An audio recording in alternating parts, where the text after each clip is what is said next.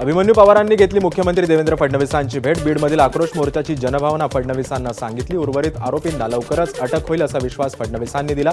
अभिमन्यू पवारांची x post करत माहिती. बीडचे सरपंच संतोष देशमुख अपहरण आणि हत्या प्रकरणी उच्च न्यायालयात क्रिमिनल रिट याचिका दाखल. पुढील तपासाबाबत न्यायालयानं योग्य तो आदेश देत तपासाला डायरेक्शन देण्याबाबत केली याचिका. धाराशिवमध्ये आमदार कैलास पाटलांनी कुटुंबियांसोबत साजरी केली वेळा अमावस्या. वनभोजनाचा देखील घेतला आनंद. शिवसेना खासदार रवींद्र वायकरांच्या गाडीला टेम्पोची धडक. जोगेश्वरीच्या SRPF कॅम्पाजवळ अपघात. चालक मद्यधुंद अवस्थेत असल्याची प्राथमिक माहिती. टेम्पो चालक ताब्यात. मुंबई अहमदाबाद राष्ट्रीय महामार्गावर ट्रक आणि टँकरचा भीषण अपघात. मुंबईकडे जाणारी वाहतूक धीम्या गतीनं. सिंधुदुर्गातील फोंडा घाट खड्डेमय. रस्त्याची दुरावस्था झाल्यानं पर्यटक, स्थानिक नागरिक आणि व्यापारी हैराण.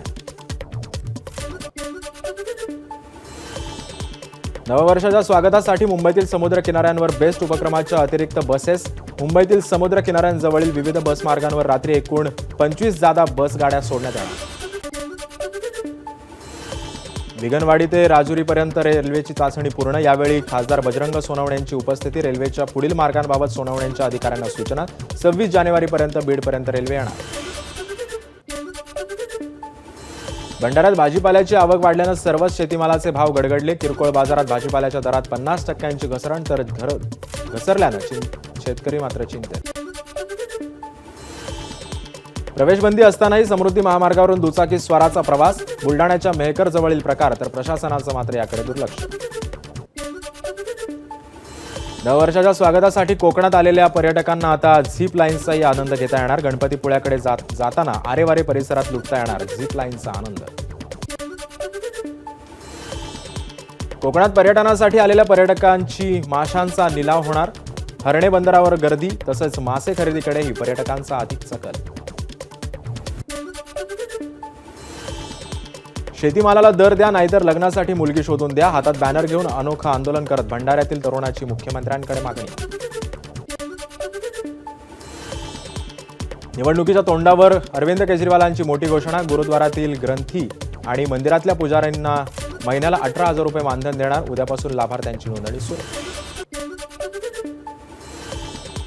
अमेरिकेचे माजी अध्यक्ष जिमी कार्टर यांचं निधन. वयाच्या 100व्या वर्षी जिमी कार्टर यांनी घेतला अखेरचा श्वास. 1977 ते 1981 दरम्यान होते जिमी कार्टर अमेरिकेचे अध्यक्ष.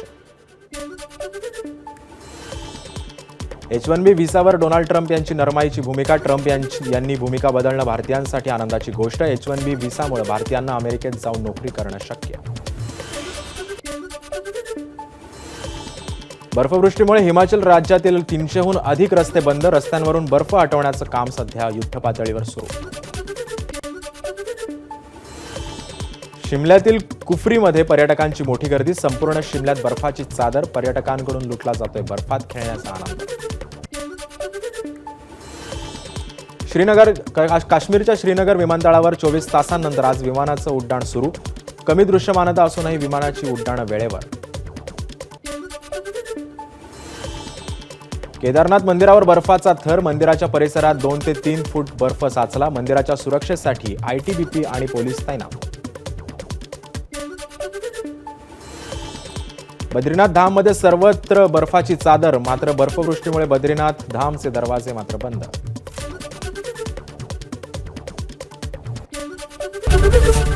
ABP माझा, उघडा डोळे बघा नीट.